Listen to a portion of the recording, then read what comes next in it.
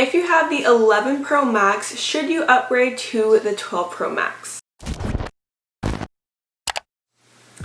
Hey y'all, welcome back to my channel, or welcome if you're new. My name is Brianna, and today I'm going to be talking about if you should upgrade from the 11 Pro Max to the 12 Pro Max. So I've had the new iPhone 12 Pro Max for about 2 days now. I upgraded from the 11 Pro Max, and I just want to talk about my experience and kind of compare the two. I'll also take a look at and compare the 12 Pro versus the 11 Pro and just share with you guys my opinion on whether or not it's worth it to upgrade. Okay, so let's just get straight to the point.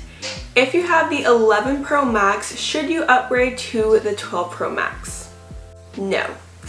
Here's why. There's honestly not that much of a difference, and I'm going to go through and kind of go spec by spec. I have the Apple website pulled up here and just look at what the differences are between the 11 Pro Max versus the 12 Pro Max. I'll also do the regular 12 Pro, 11 Pro, but my experience is with the Max phones. So I've had this phone for about 2 days now, and honestly there's not much of a difference. So lots of you guys asked this in the comments, why did I upgrade from the 11 Pro Max to the 12 Pro Max? Well, the first reason is because I have a YouTube channel and I like to unbox and review, talk about different Apple products. That requires buying new Apple products, and so that was the main reason for upgrading. Also, I've mentioned this before in other videos, I do the iPhone upgrade program. So basically I pay monthly, and every single year I have the option to just trade in the old phone for the newest phone. All I do is pay the tax on the phone, which is usually about $100, and then my monthly payments are the same. So it really makes sense for me, being a YouTuber who reviews and talks about Apple products, to just be able to trade them in and get the newest one. I'm not in the financial position to just outright buy a bunch of Apple products, and so those are the main reasons for me upgrading. There honestly is not much of a difference. The main difference is the edges are more boxy and square instead of the round edges. I still have 3 cameras. There's not much of a difference. I do have 5G, and so I have T-Mobile. In my experience the past 2 days, I've actually had better service, and so there's some places where I usually have not as good service. There's one particular spot that I go on a walk all the time and I lose service. This morning I actually went on a walk and had full bars. So 5G is really the main difference, the shape of the phone. Other than that, there's not much of a difference. So let me just go through spec by spec and share what the differences are. Also storage. So another huge thing is the new 12's baseline storage is 128 gigabytes. Last year, all of the 11s started at 64, and so those are the main differences. So the 12 Pro Max starts at $1099 for the base model, and that's the one that I got. I believe last year the 11 Pros were the same price, maybe $100 more. Of course, you also don't get the headphones or the power brick in the box. So those are the differences between last year's phones versus this year's phones. So just going spec by spec, the 12 Pro Max screen is slightly bigger. So last year my 11 Pro Max was 6.5 inches and this one is 6.7.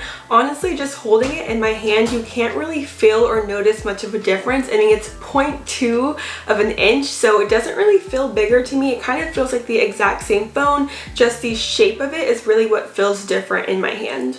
Then, of course, if you get the 12 Pro Max, you have 5G. You still have all of the same cameras, so ultra wide, wide, and telephoto. The main difference is that the new 12s have Dolby Vision HDR video, which I haven't got to test out yet.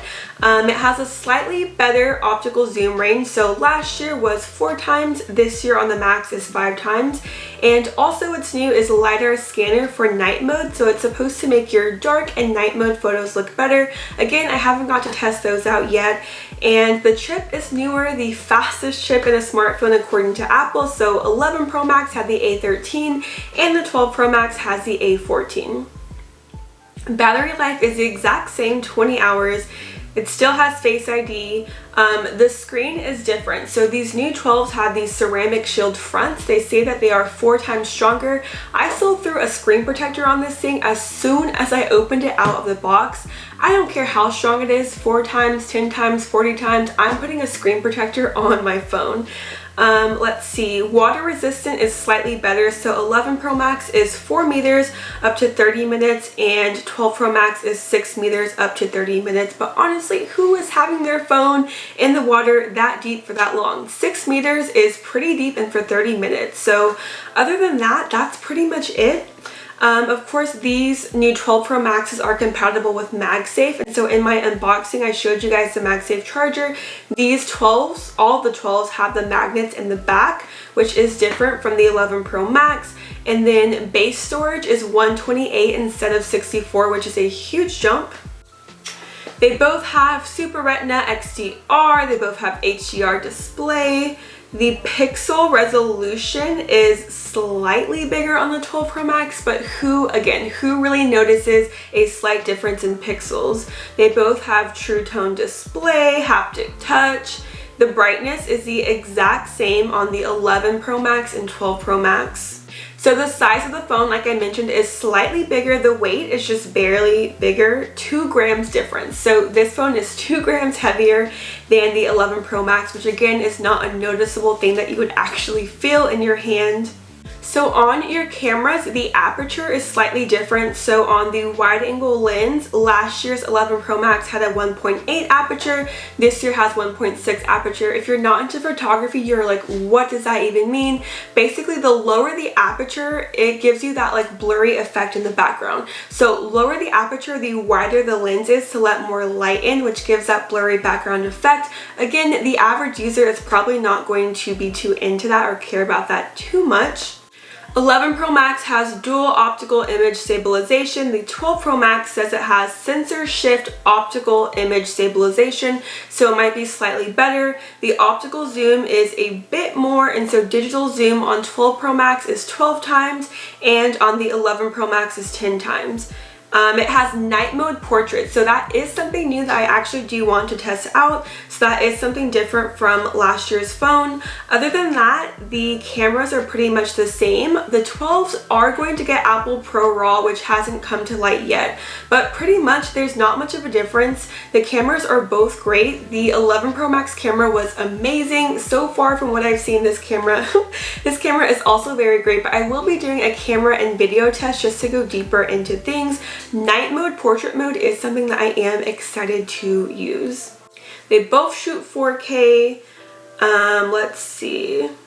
12 Pro Max now has night mode time lapse. How often do you guys use time lapse? I've used that feature a couple of times, but basically these phones are not much of a difference. These stats are pretty much the same for the 11 Pro Max and 12 Pro Max. So the main differences are the shape of the phone, the Dolby Vision, Apple RAW, 5G is a huge one, but other than that, there honestly is not much of a difference. They both have Bluetooth 5.0, Wi-Fi 6, video playback up to 20 hours on both, audio playback 80 hours on both.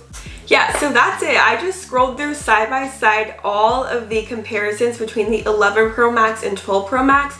So definitely my opinion is it's not worth it to upgrade if you have the 11 Pro Max. There's not much of a difference unless you are just really hyped up about 5G or maybe about Apple Pro RAW.